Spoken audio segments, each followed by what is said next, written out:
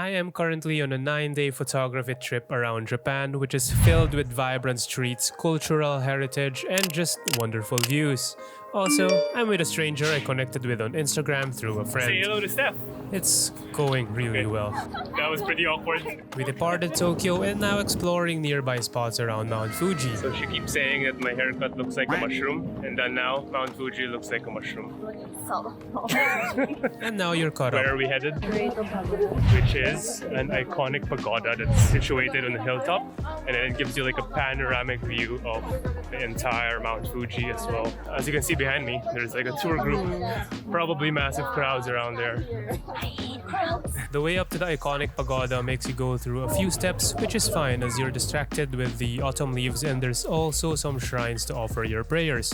After reaching the top, I faced a few challenges. I need to find a vantage point where I can minimize the amount of crowd.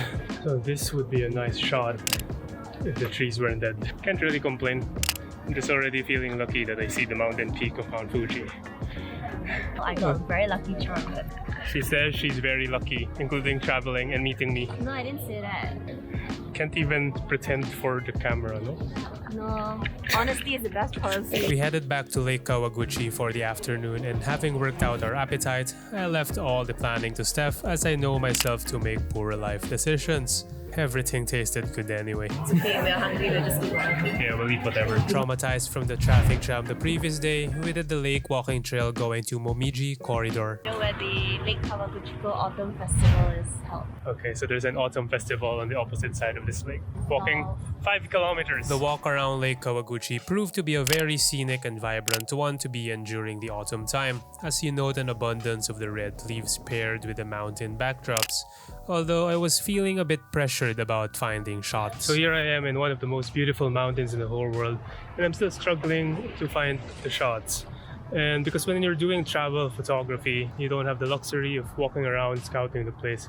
So you really just need to be creative and flexible with the type of shots that you're going to take. With limited time, I had to make do with these shots, which looked compositionally okay. But then I found this framing, which was my favorite candid snap of Steph, as it captured more the essence of autumn. So we just arrived the Momiji Corridor. What do you think about it? It's kind of small, but... That's what she said. I have absolutely no idea how to take a shot with all these people. So I'll just appreciate it.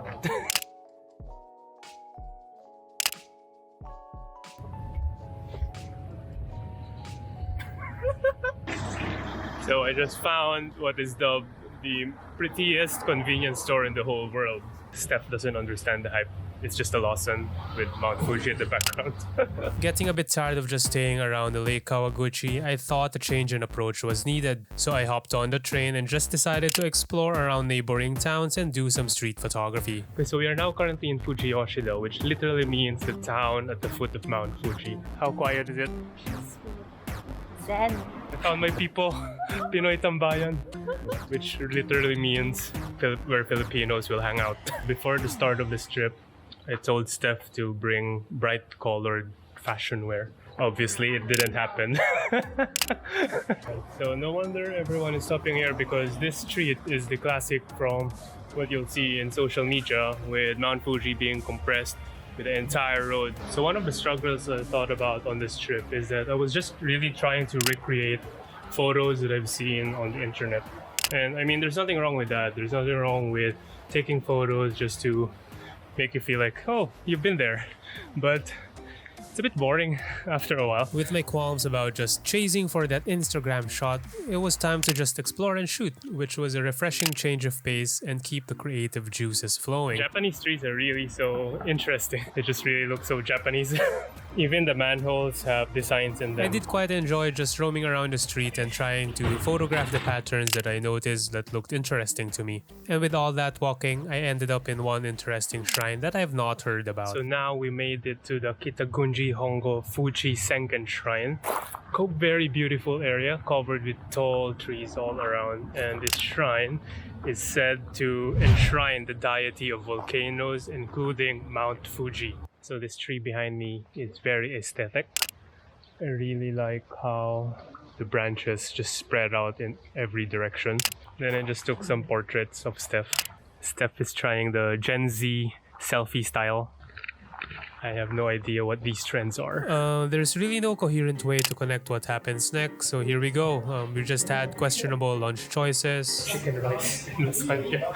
and then we walked it off to burn the calories, only to discover this waterfall, which would have looked perfect with peak autumn foliage surrounding it. Can't be too picky. It's still a really pretty waterfall. The next day, Steph flexed her Japanese in front of me so that we can have this amazing sushi set. Itadakimasu. Took the train and headed off to Hakone, another highlight of this trip.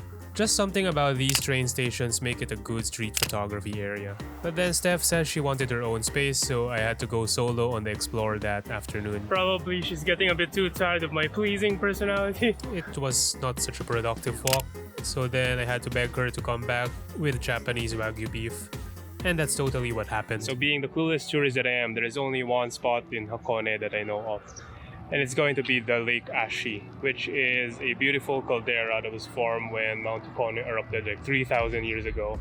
And it's very famous because there is going to be the Hakone Shrine, which is on the edge by the lake, which is very scenic. If the clouds are clear, then you'll see Mt Fuji at the backdrop as well. But I don't have the luck to see that today. If you want to visit Hakone, this is the spot. Having time to kill, Steph and I maximized our Hakone free pass, which includes additional attractions such as this sightseeing cruise that takes you around Lake Ashi, of which we upgraded to first class. Looks fancy. After disembarking, the cruise is well connected to another inclusion of the Hakone Pass, which is the Hakone Ropeway Cable Car. Which is just a cable car ride up to different viewing platforms. And then you can see panoramic views all around, I guess. It was a chill ride and Mount Fuji made its appearance while we were on it. Quite exciting, to be honest, with all these scenic views around. We made a quick stop at Owakudani, which is an active volcano zone as can be seen from the sulfuric fumes all around, and also offers views of Mount Fuji, so I snapped minimalist shots of the peak. So because Steph likes all things cute, her top priority is take a shot with Hello Kitty and the egg. Oh, and we also tried this famous Owakudani egg, cooked in the hot spring pools, making it black from the sulfur. So these black eggs are said to bring you 7 years of more life. And I ate two. So because of how promising the weather conditions were on top of the Hakone cable car experience, I decided to just swing it. And then now I'm back in Lake Ashi for that classic view. Steph decided to move on and check out some park, but we shouldn't let the cute girls distract us from getting the shot. So I think this is like a lesson learned for travel photography. You really just have to like sacrifice a bit of the plans because sometimes the weather conditions will not be in your favor, and then you have to revisit these places over and over again. So just like in typical landscape photography fashion, the weather didn't work out quite as I expected again, so I don't think we're gonna get the shot, and I guess I have to catch the bus back and meet up with Steph for tonight so that we can have dinner. We got ourselves a satisfying burger and beer for dinner to cure the disappointment of missing the Lake Ashi money shot.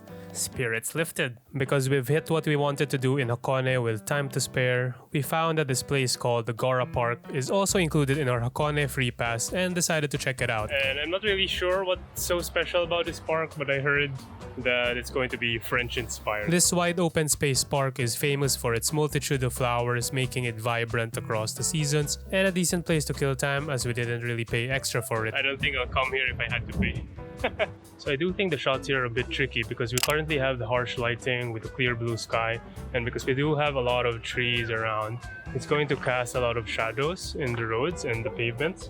So what I'm trying to do is just position Steph within the natural frames of the trees, if there's any, and position her in such a way that she's illuminated by the light so that you can see clearly her face as the subject of the photo.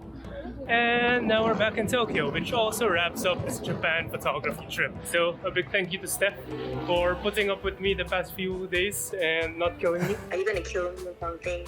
I'll go to heaven. So did you have fun? It's okay. Not the response he was looking for. Okay, I had fun. Okay. So are you gonna miss me? Yeah, she's gonna miss me.